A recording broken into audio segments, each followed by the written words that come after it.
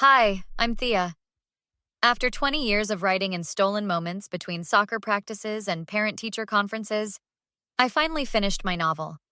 Holding the advance copy in my hands felt like meeting a child I'd carried for decades. What do you think?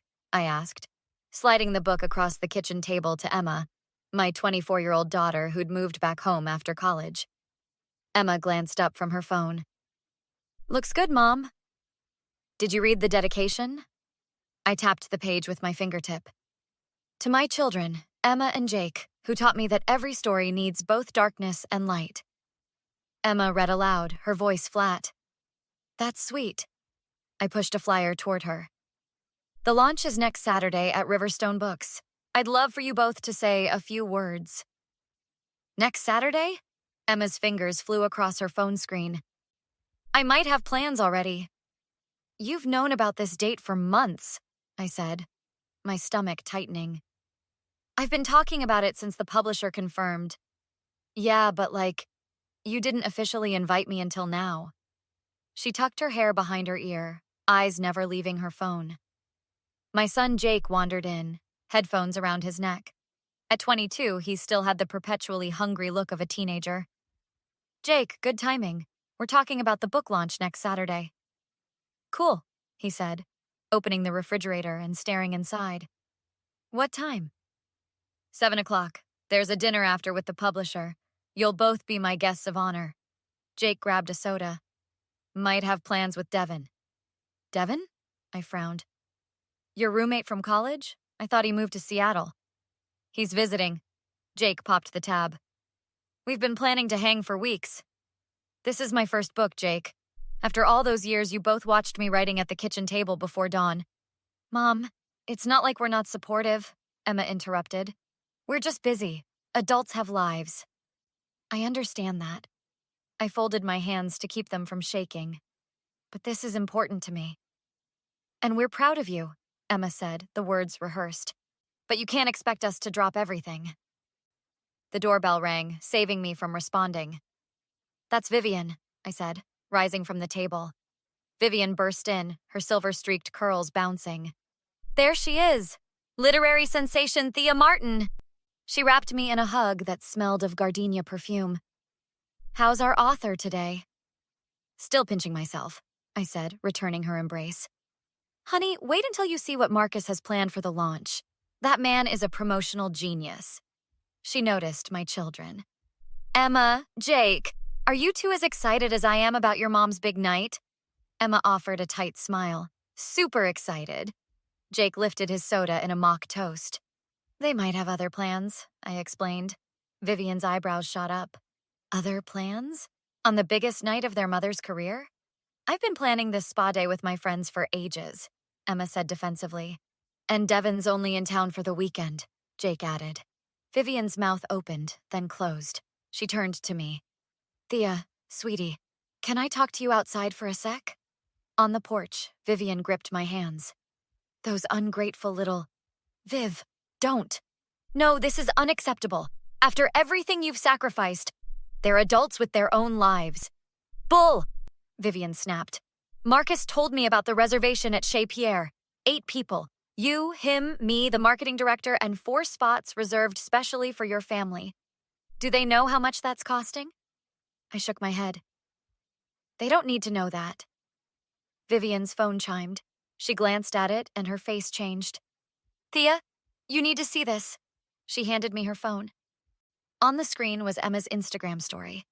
A photo of spa robes with the caption, counting down to luxury spa weekend with my girls, #pamper time, #squad goals. The timestamp showed she'd posted it 3 weeks ago. She's been planning this for nearly a month, I whispered.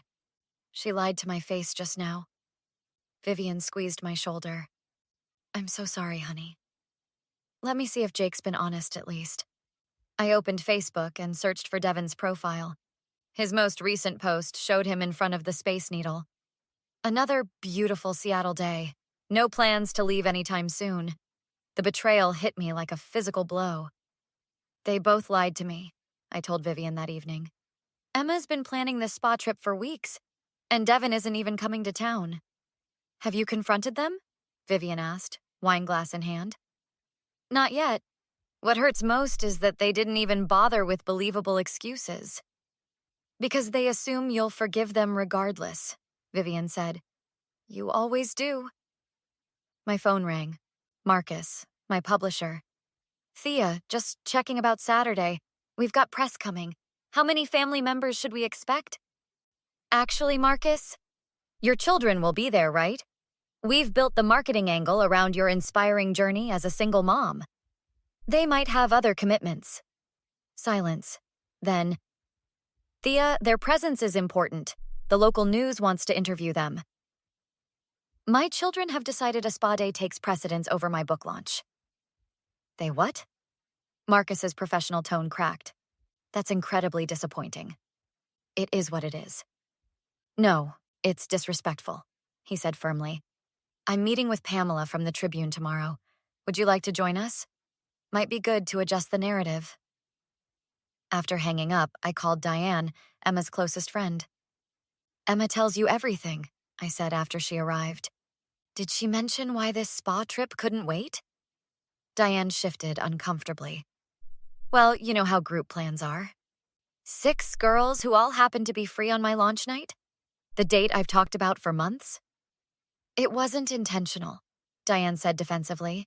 Vivian snorted. These things happen when no one prioritizes Thea. Look, Diane leaned forward. Between us, this whole book thing, Emma feels like it's been your entire identity for years. The struggling writer mom. She's tired of it. My jaw dropped. Tired of it? I supported both children through college while writing. I never missed a game, a performance. I'm just telling you how she feels. Diane held up her hands. And Jake follows Emma's lead. What else don't I know? I asked. What else are they saying behind my back? Diane hesitated.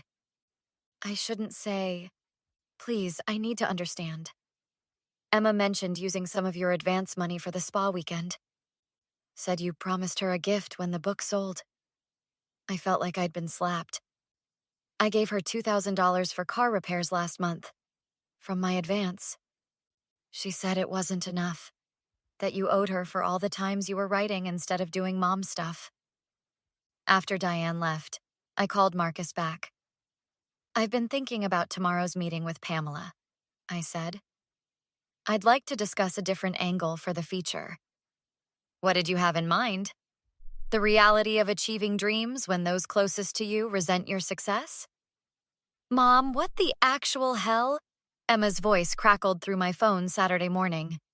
There's a newspaper article about you that makes Jake and me sound like monsters. I glanced at the Tribune on Marcus's desk, headline reading, Abandoned Dreams, When Family Fails to Show Up. Enjoying the spa? I asked calmly. Don't change the subject. My friends are texting me.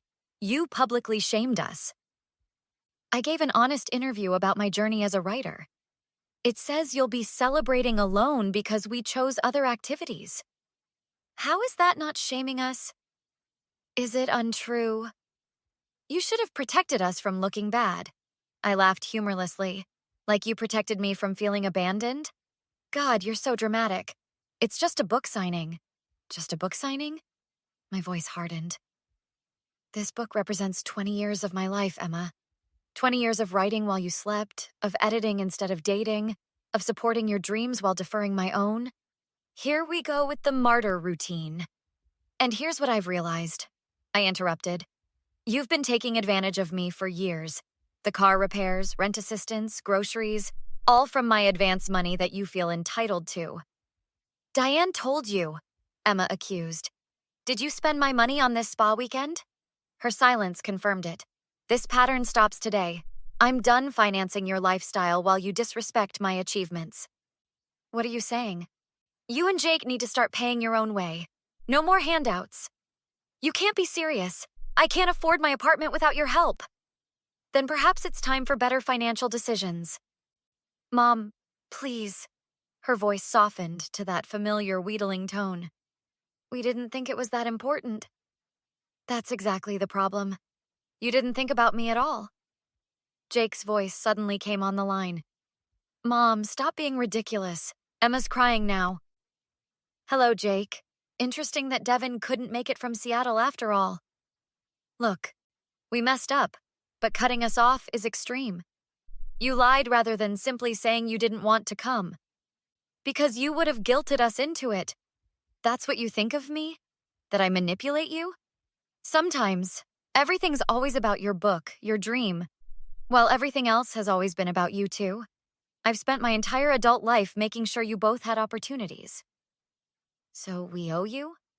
No. You owe me basic respect, something neither of you has shown. Fine, he snapped. Keep your money. But when you're old and alone because you pushed away your family over a stupid book launch, don't blame us? Is that a threat? It's reality. You need us more than we need you. I felt strangely calm. We'll see about that. Marcus looked concerned as I hung up.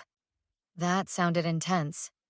It was necessary, and I'd like to announce a scholarship fund for single-parent writers at tonight's event using a portion of my royalties. Brilliant. Turning personal disappointment into something positive. Named after my late mother, who always supported my dreams. Unlike some people. The launch exceeded expectations. Riverstone Books overflowed with supporters who'd read the Tribune article and came specifically to show solidarity. We've sold out, Marcus whispered as I signed the last copy. Vivian squeezed my shoulder. You did it, honey, without them. The dinner at Chez Pierre felt joyful despite the empty chairs where Emma and Jake should have been. To Thea Martin, Marcus toasted, whose journey proves that true strength comes from within. As glasses clinked, my phone lit up with texts. Emma. Mom, this is ridiculous. Everyone's talking about the article. My boss saw it. Jake. Way to throw us under the bus. Devin actually saw that article in Seattle. I silenced my phone and met with my lawyer the next morning. You're certain about this? Patricia asked, reviewing the documents. Absolutely. My children need to learn financial independence. Removing them as beneficiaries from your will is significant. They'll receive personal items of sentimental value, but the house, investments, and royalties will go to the Scholarship Foundation. And the immediate changes? I'm selling the house. 60 days to find new arrangements. Emma vacates my rental property, and Jake's lease assistance ends next month. Legally, it's straightforward. Emotionally, it's necessary. They threatened I'd end up old and alone. I'm taking control of that narrative. 3 days later, Emma and Jake arrived, having received my certified letters. This is insane, Emma declared. You're selling our childhood home because we missed one event? This isn't just about the launch, I explained once we were seated. It's about years of taking me for granted, about lying to my face, about using my money while resenting my success. So you're punishing us? Jake demanded. No, I'm setting boundaries. By making us homeless? Emma's voice cracked. You won't be homeless. You'll pay your own rent like most adults. I can't afford market rate. Perhaps fewer spa weekends, more financial responsibility. Mom, we're sorry about the launch, Jake said. We didn't realize how important it was. After 20 years of writing and multiple conversations about the date, you didn't realize? We messed up, Emma admitted. But this reaction is extreme. What's extreme is threatening I'll die alone because I expect basic respect. I was angry. Jake flushed. I didn't mean it. Yes, you did. And it revealed how you view our relationship as transactional. I provide money, you provide grudging presence when convenient. We can fix this, Jake insisted. There's nothing to fix. This is the new reality. I've supported you into adulthood. Now it's time to support myself. So that's it? Emma's eyes welled. 24 years as your daughter erased because of one mistake? Our relationship isn't erased, Emma. It's redefined. You're welcome in my life as independent adults who respect boundaries, not as dependents who resent my success. Mom, please, Jake softened. We love you. I love you both too. But love without respect isn't enough. After they left, Vivian called. How are you holding up? I gazed around the home where I'd raised my children, mentally sorting what to keep and let go. Surprisingly well. For the first time in decades, I'm putting myself first. Any regrets? Only that it took me this long to recognize my own worth. But now that I have, I traced my finger along my novel's spine. I'm finally writing my own story, Viv, and it's just beginning. So, what's next for best-selling author Thea Martin? I smiled, picturing the blank page waiting for me. What do you think about a sequel? Something about a woman who discovers her strength later in life? I think it sounds like another bestseller, Vivian laughed. And I'll be front row at that launch too. I know you will. Some people show up. That's what I've learned. And those are the ones who deserve a place in your story. What would you do if the people who should support you the most were the ones who let you down? Sometimes the bravest revenge isn't about getting even. It's about moving forward without looking back.